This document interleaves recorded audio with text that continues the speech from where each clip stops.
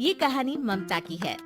बचपन से ही घर में ये एहसास दिलाकर पाला गया कि औरतों को बोलने का हक नहीं है। अरे ममता, जरा जल्दी जल्दी हाथ चलाओ। रोज ऑफिस में देर पहुंचता हूँ तुम्हारे कारण।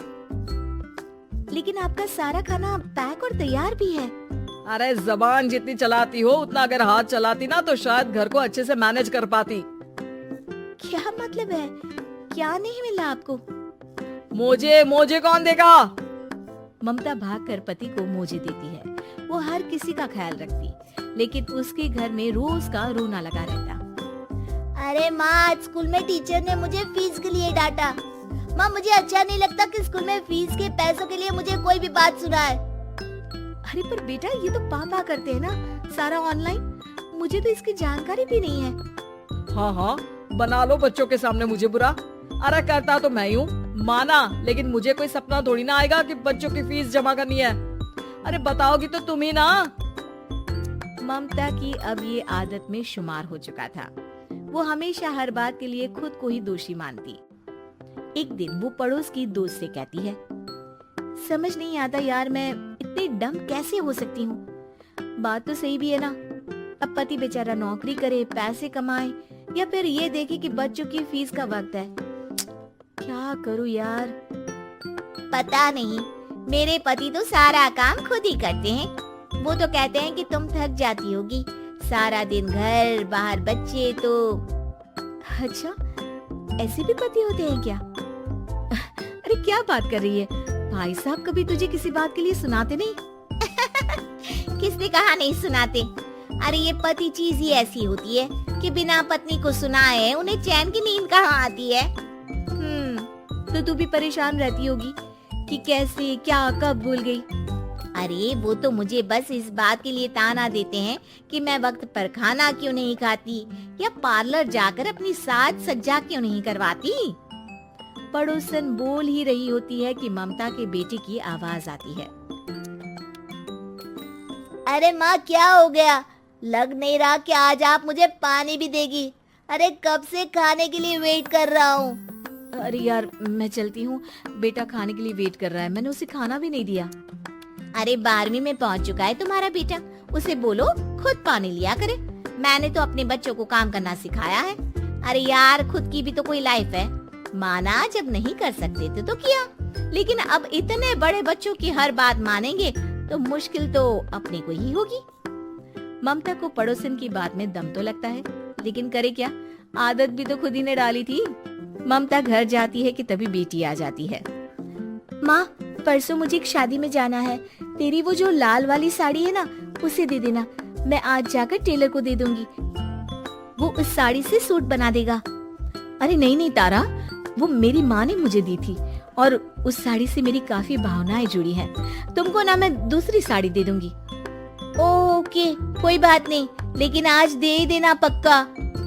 तारा माँ की साड़ी से सूट बनवाकर पार्टी में जाती है, लेकिन जब वो पार्टी से लौटती है, क्या है, मैं तो समझ ही नहीं पा रही हूँ। अरे जब वो साड़ी मांगी थी तो ये छल्ली सी साड़ी क्यों दे दी? मैं ही पागल थी जो इस साड़ी का सूट बनवा लिया मैंने। माँ, जानती भी हो कि कॉलेज में मेरी कितनी हंसी उड़ी। तभी वहाँ ममता का पति सुनील आ जाता है। अरे गवार औरत, जब बेटी साड़ी मांग रही थी तो दे देती ना। अरे पापा, इनके तो इमोशंस जुड़े थे उस साड़ी से। ममता इतने सब के बाद भी कुछ नहीं बोलती। मेरी बेटी की बेइज्जती हो गई, मैं बिल्कुल बर्दाश्त नहीं कर सकता ये। मैं नहीं चाहता कि मेरी बेटी से कोई भी ज्यादा सुंदर लगे पूरे कॉलेज में। जी, वो पढ़ने में तारा बिल्कुल अच्छी नहीं है, उसकी पढ़ाई पर आप ध्यान दीजिए ना। अच्छा, अब तुम मुझे बताओगी कि मुझे किस पर ध्यान देना और किस पर नहीं। रमेश जैसा ही ये वाक्य पूरा करता है, ममता की बेटी और पति उस पर जोर जोर से हंसते हैं। अरे ठीक है ना, पता ही नहीं चला कि कैसे वक्त इतना बीत गया। अरे कैसे पता चलेगा माँ, हम लोगों के पीछे जो तू बैताल की तरह चिपकी रहती थी, तुझे कैसे वक्त का पता चलता। ममता को पहले सास ससुर, फिर पति और बच्चों की तरफ से इस तरीके की बातें सुनकर उसका मन बहुत दुखी रहता था। एक दिन, सुनो ना, बहुत दिनों से कमर के नीचे बहुत दर्द रहता है। कल मैंने देखा तो एक फोड़ा था। अरे ममता, एक बार अपने पति से बात करो, वो तुम्हारा फोड़ा डॉक्टर को दिखा देंगे। अरे नहीं नहीं, वो तो गुस्सा हो जाएंगे। अरे क्यों गुस्सा हो जाएंगे? तुमको दर्द है? हाँ, लेकिन वो यही बोलेंगे कि ऑफिस जाऊं या फिर तुम्हें लेकर डॉक्टर के पास। तो बेटे से ही बात कर ले। अरे वो तो मैं कर लूं, लेकिन फोड़ा है ऐसी जगह कि उसे बताते मुझे शर्म आएगी। लेकिन कुछ ना कुछ तो करना जरूरी है ना, ऐसे कब तक फोड़े के दर्द से तड़पती रहेगी? अब तो सोच रही हूँ कि इनसे बात कर ही लूं, वरना दर्द के मारे कहीं मर न जाऊं। लेकिन शाम को, ममता, क्या किया तुमने आज? खाने के डिब्बे में कैसा खाना दिया था? दाल खराब हो गई थी। कब की थी? दाल तो मैंने सुबह ही बनाई थी, खराब कैसे हो गई? अच्छा सुनिए ना, मुझे कहना है कि अरे गरम दाल बंद करोगी तो ऐसा ही होगा ना। बेइज्जती हो गई सबके सामने मेरी। ऑफिस वालों ने ऐसा मजाक उड़ाया कि क्या बोलूं। कल से ठीक से खाना देना है तो देना, वरना खाना देना बंद कर देना। बाहर खा लूंगा मैं।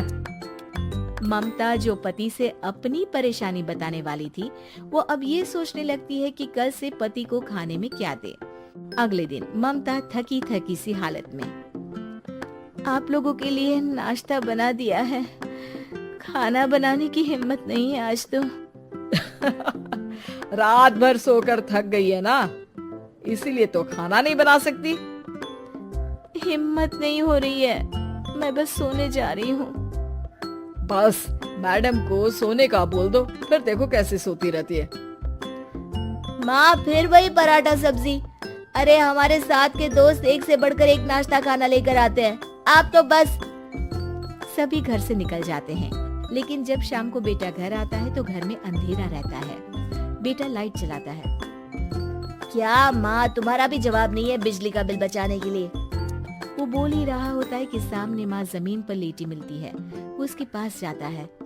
अरे माँ, क्या हो गया माँ? तभी वहाँ पड़ोसन आती है। अरे बेटा, तुम्हारी माँ के पैर के पास एक फोड़ा है, जिसके कारण ये लगातार कमजोर होती जा रही थी। मैंने उसे पहले ही कहा था कि घर में बता दो, लेकिन तुम्हारी माँ किसी को तंग करना नहीं चाहती थी। तभी वहाँ डॉक्टर आ जाता है। अरे इनके ऑर्गन में दिक्कत है, कोई बात है जो इनके मन में खटक रही है। अरे नहीं नहीं, इसके मन में कोई बात नहीं है, कोई काम है नहीं ना इसके पास, सारा दिन बस घर में ही रहती है। देखिए, मैं तो ये नहीं जानता, लेकिन हाँ, इनके मन में हमेशा कोई बात रह जाती होगी, इसलिए उनकी ये हालत है। अगर आप समय से नहीं ले आते तो हो सकता था कि। अरे नहीं नहीं डॉक्टर साहब, हम पूरी कोशिश करेंगे कि वो ठीक हो जाए। हम लोगों ने अपनी परेशानी माँ के सामने रखी, लेकिन किसी ने माँ की दिक्कत को जानने की कोशिश तक नहीं की। हाँ, मैंने भी ममता को हमेशा घरेलू जरूरत से ज्यादा काम का नहीं सोचा था। ममता को होश आता है और वो खुद को अपने बेडरूम में देखती है। वो उठने की कोशिश करती है कि माँ, अब आप नहीं उठेंगी, हम लोग है ना, हम लोग आपको पूरी तरह से खुश रखने की कोशिश करेंगे।